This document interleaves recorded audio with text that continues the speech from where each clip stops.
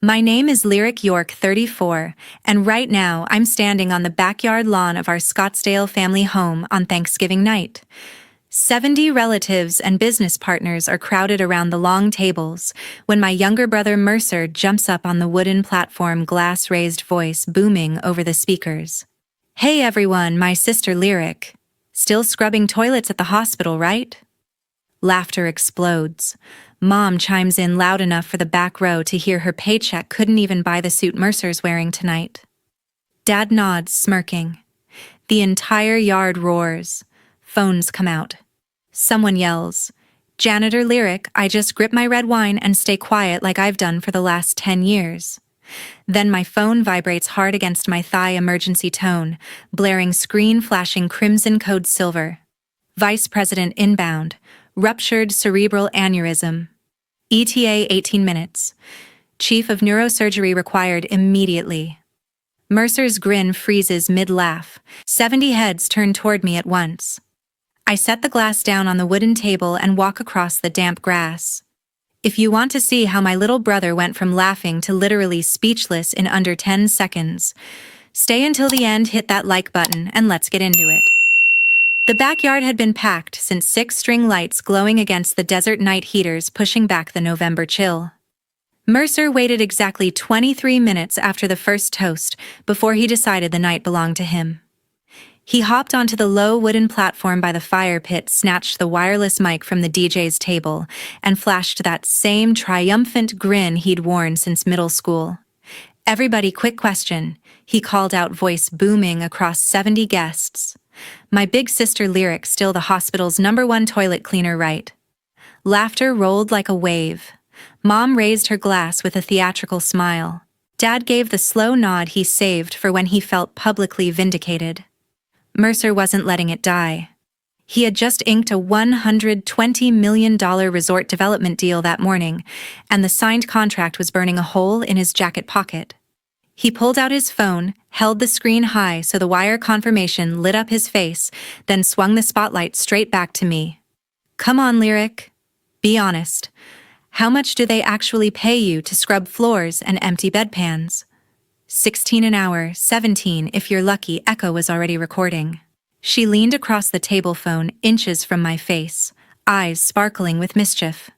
The caption appeared instantly. "Thanksgiving with my janitor cousin, still cleaning toilets in 2025. She posted it. The table behind her erupted. Nova lifted her left hand, letting the firelight bounce off the 3-carat diamond Mercer had put there last month.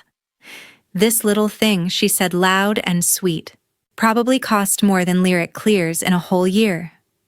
Another roar. Someone started a slow clap that caught on fast. Phones rose in every direction, red recording dots blinking like Christmas lights. I stood there, red wine untouched in my hand, feeling the familiar heat crawl up my neck. 10 straight Thanksgivings of this. 10 years of biting my tongue because the truth never seemed worth the fight. Mercer circled again, arms slung around Dad now. "Remember when we offered her a real job? Actual office, actual paycheck, benefits. She turned it down flat. Guess some people just love pushing a mop for a living." Dad grunted approval. Mom sighed loud enough for 3 tables to hear the same disappointed sigh she'd perfected when I was 15. Across from me, Tate quietly slid the water pitcher my way and refilled my glass. 19 years old, the only one in this entire yard who never laughed at the joke. His eyes met mine for half a second. Steady calm. "Sorry," then dropped back to his plate. The night dragged on. The jokes sharpened with every bottle that emptied. Echo refreshed her story twice more, each clip tighter on my face. Nova compared her designer purse to my janitor's salary. A couple of Mercer's investors asked if I got holiday pay for cleaning vomit on Thanksgiving. Someone offered to start a GoFundMe so I could finally buy a decent car. I just kept counting minutes on the glowing dial of my watch. 1 hour turned into 2. The sky went pitch black. The heaters roared louder and the laughter never let up. Then the 5th emergency alert cut through everything like a scalpel. My phone flashed blood red against the tablecloth. The 5th alert tore through the backyard like a gunshot. The screen glowed blood red in my hand, emergency tone impossible to ignore. I swiped accept and slammed speaker before anyone could move. Doctor. Harlan's voice exploded across the entire lawn, sharp and urgent, loud enough for every single person to hear. Dr. York, this is Harlan. The vice president just collapsed at the Phoenix Convention Center fundraiser. Ruptured anterior communicating artery aneurysm with massive subarachnoid bleed. Blood pressure dropping fast. He's airborne now, ETA 18 minutes to our trauma bay. You are the only board-certified neurosurgeon in the state with active federal clearance tonight. We need you here yesterday. Dead silence. 70 forks froze midair. The DJ's playlist kept going for 2 more beats before someone finally killed it. I didn't waste a second. My voice came out ice cold, the tone I only use when someone's brain is drowning in its own blood. Or 1 locked down full neuro team scrubbed aneurysm tray. 2 extra coils on standby. 4 units. O negative on the rapid infuser BiPAP ready, and get federal medical security on the roof pad. I'm 17 minutes out. I ended the call. The first sound that came back was a wine glass slipping from someone's hand and shattering on the stone. Mercer found his voice first. It cracked like a 12-year-old's. Sis. No. That can't be real. I finally looked at him. 10 years of every smirk, every janitor joke, every time he laughed while they tore me down, it all flashed between us in one heartbeat. I set my glass down on the nearest table, slow and deliberate, and started walking. The crowd parted on instinct. Aunt Agnes reached out like she wanted to touch my arm and yanked her hand back. Mom stood up so fast her chair scraped backward. Lyric honey, what in the world? I kept moving. Dad tried, next voice booming like he could still order me around. Lyric York. You stop right there and explain I didn't slow. Nova's mouth hung open, diamond ring forgotten on her finger. Echo's phone was still up, recording straight at me, thumb frozen over the post button. Tate was already on his feet. He didn't say a word, just met my eyes, and gave me the smallest, proudest nod I'd seen from anyone in years. I hit the stone path that led to the front gate. Mercer stumbled after me, panic rising. Lyric. This is a joke, right? Tell me that was some stupid prank I didn't answer. He lunged and grabbed my sleeve. Come on, you're not seriously. I pulled free without breaking stride.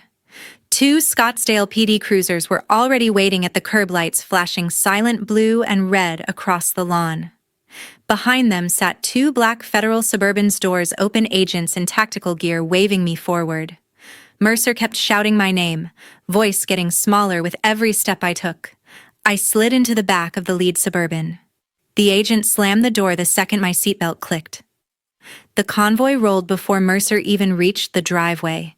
He stood in the middle of the street screaming lyric as we disappeared around the corner. I didn't look back once. The agent in the passenger seat handed me nitrile gloves and a trauma tablet already loaded with the vice president's scans. I pulled the gloves on, cracked my neck, and stared at the glowing images of a brain filling with blood. 17 minutes to the hospital. I was going to make it in 15. We hit the freeway doing 105 the second the gate closed behind us. Sirens wailed, red and blue strobes painting the empty desert highway. The federal agent riding shotgun never took his eyes off the tablet, feeding me live numbers from the medevac chopper overhead. BP 76/32 and still dropping. GCS 5 now. They're bagging him and pushing another round of phenylephrine. I nodded once and kept scrolling the CT angio on the tablet. The aneurysm had ruptured wide open. Blood was everywhere. Basal cisterns, 4th ventricle already herniating the brainstem. One wrong move and the vice president would be brain dead before the wheels touched the pad. 17 minutes turned into 14. The convoy flew through every intersection. I stripped out of my dress in the back seat, pulled on sterile scrubs the agent handed me, tied my hair under a disposable cap, snapped on booties. No time for anything else. We screamed into the ambulance bay at exactly 9:38 p.m. The Secret Service helicopter was still spooling down on the rooftop rotors, whipping cold air across the concrete. 2 lines of agents in tactical gear formed a corridor straight to the trauma elevator. I walked through without slowing. The trauma bay doors burst open. The vice president lay pale and intubated skin, the color of ash, left pupil blown. My entire neuro team was already scrubbed-gowned waiting. Clip or coil, my senior fellow asked the instant I crossed the line. Both, I said. We're not gambling tonight. We rolled him into OR1 at 9:42. Monitors screamed the second he hit the table. Blood pressure crashed to 38/15. Alarms everywhere. Induction now. Mannitol bolus. Hyperventilate to 28. Get the rapid infuser hot. First crisis hit at 9:49. Massive re-bleed. Pressure tanked again 38/15 for the second time. Heart rate shot to 170. We lost output completely. I jumped on the chest, my self-compressions hard and fast while anesthesia bagged him, and someone slammed the crash cart open. Charged to 200. Clear pulse came back after the third shock. Color crept into his lips. Move. Craniotomy now. I took the scalpel, made the bicoronal incision, reflected the scalp in one motion. Drilled the burr holes, connected them with the craniotome, lifted the bone flap free. Blood exploded out the second the dura opened. I suctioned until I could see the glistening dome of the aneurysm pulsing like a heartbeat. Room went silent except for the monitors. I slid the microscope in, found the neck, dissected the A1 segment free, under 10 power magnification. My hands were rock steady. 10 years of being called a janitor vanished the moment I picked up the esargal clip applier. Temporary clip on the feeding artery. Flow stopped. The dome collapsed. I slid the permanent titanium clip across the base, closed it slow and perfect. No leak, no stenosis. Pressure climbed back to 90 systolic. Pulse steadied. But the brain was already swollen tight against the skull. ICP spiked to 42. Coils on the field. I threaded the microcatheter myself under live fluoro, navigated the tortuous internal carotid, parked it inside the sac, deployed coil after coil until the dome was packed solid. Final run showed 0 residual filling. I removed the temporary clip. Flow restored perfectly. I decompressed the dura, placed an ICP bolt, watched the pressure drop to 18. Replaced the bone flap, titanium plates closed in layers. Last staple at 3:11 a.m. 5 hours and 29 minutes from skin to skin. I stepped back. The anesthesia team started lightning sedation. His eyes fluttered open behind the tube. He focused on me, rasped around the plastic voice, raw but clear. "Thank you, Dr. York." The entire room exhaled at once. Someone started clapping. Then the whole OR erupted. I peeled off my gloves, dropped them in the bin, and walked out into the freezing hallway on legs that suddenly felt like water. When I stepped out of the OR at 3 a.m, my phone already showed 139 missed calls. I silenced it, collapsed on the on-call cot, and passed out in my scrubs. 3 hours later, at 6 sharp, the screen woke me again, this time vibrating so hard it fell off the table. I reached for it, groggy, and saw the nightmare had already begun. Echo's TikTok story from Thanksgiving night was everywhere. The clip, Mercer yelling still, the hospital's #1 toilet cleaner, mom smirking, dad nodding, 70 people roaring with laughter, now had 61 million views and was being reposted by every major outlet on Earth.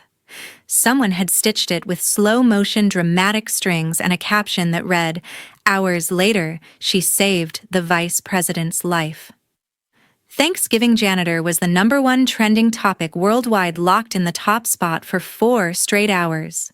CNN's breaking banner screamed vice president saved by neurosurgeon family, mocked as janitor at holiday dinner.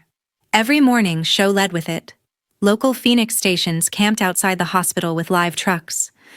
Twitter was a war zone of side-by-side screenshots, Echo's cruel janitor cousin, next to my official hospital portrait in a white coat that read, "Lyric York, MD Fax, Chief of Neurosurgery."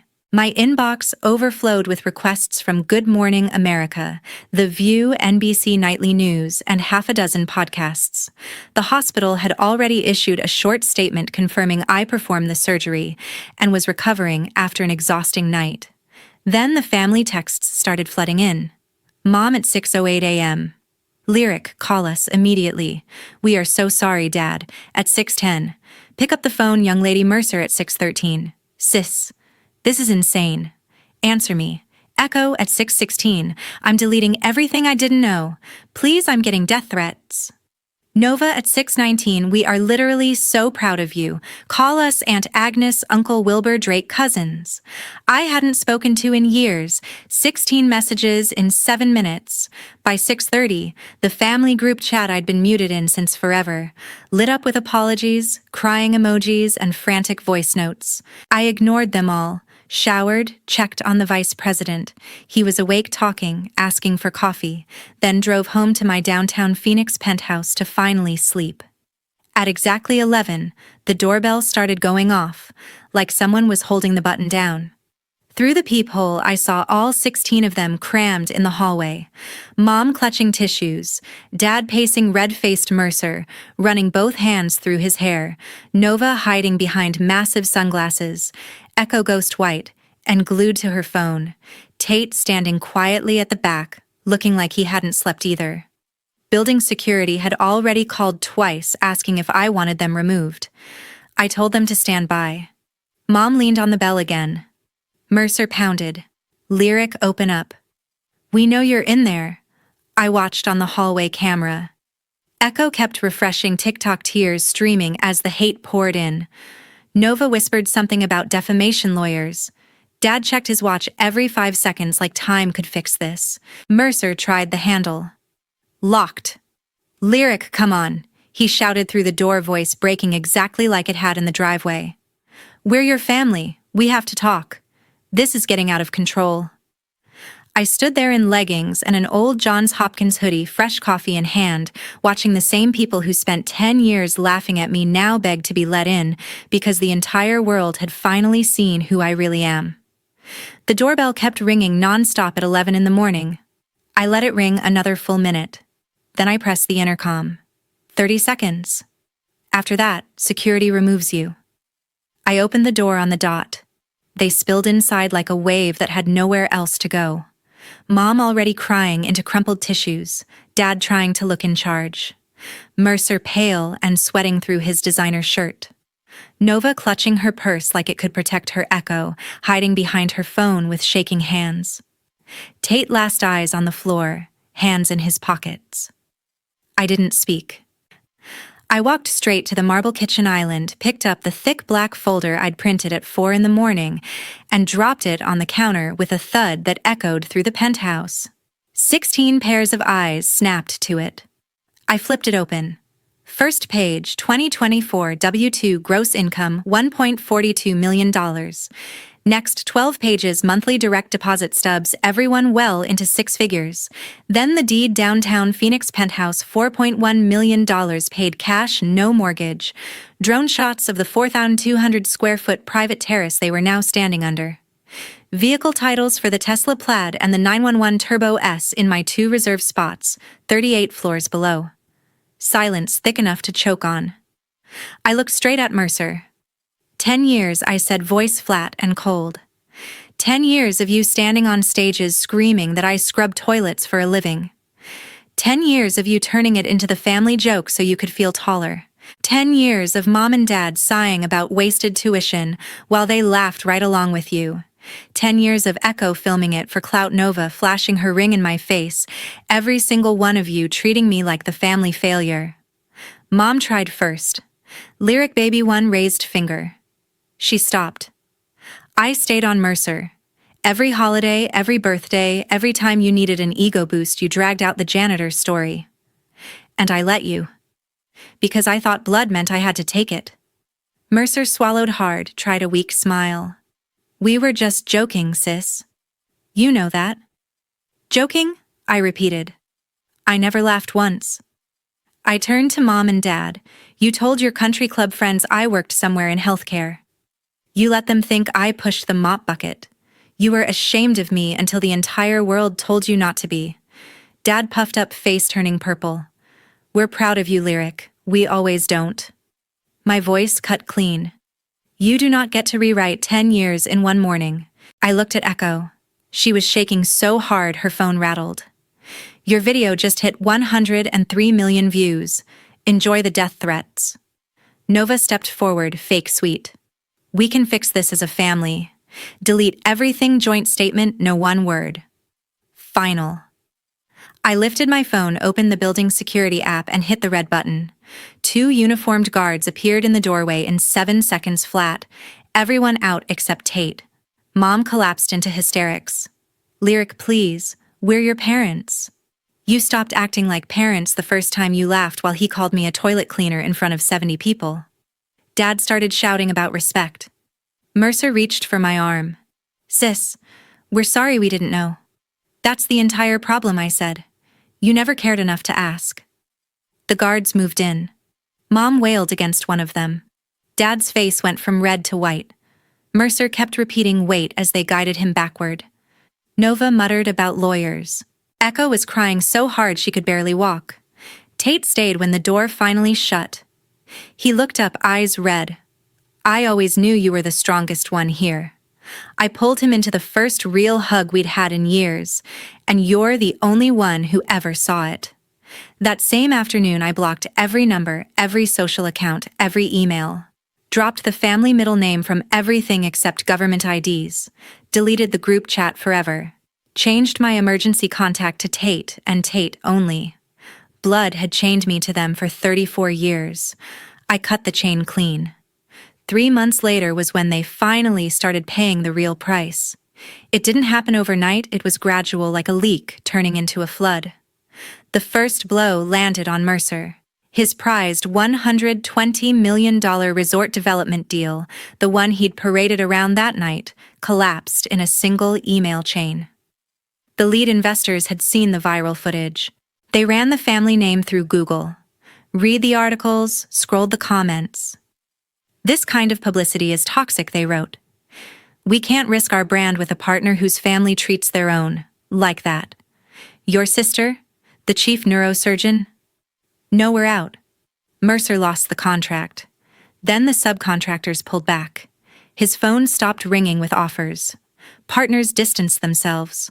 By month 4, he was laying off half his staff, selling his vacation condo to make payroll, and quietly listing his luxury SUV online to cover the mortgage on the house he'd once called his empire. Mom and Dad got hit next. The Scottsdale Country Club they'd belonged to for 29 years sent a certified letter. After recent events, we've received complaints from members. The board has voted to terminate your membership effective immediately. The golf group followed, then the Rotary Club Dad chaired. Mom's charity board suggested she resign. Old friends stopped returning calls. Invites to dinners and galas dried up. Their social calendar went from packed to empty, just echoes in a house that felt too big now. Echo's social media empire crumbled. TikTok suspended her account after the harassment reports piled up. Sponsors dropped her overnight. Drake's Tesla promotion got quietly canceled. His boss cited distractions from family matters.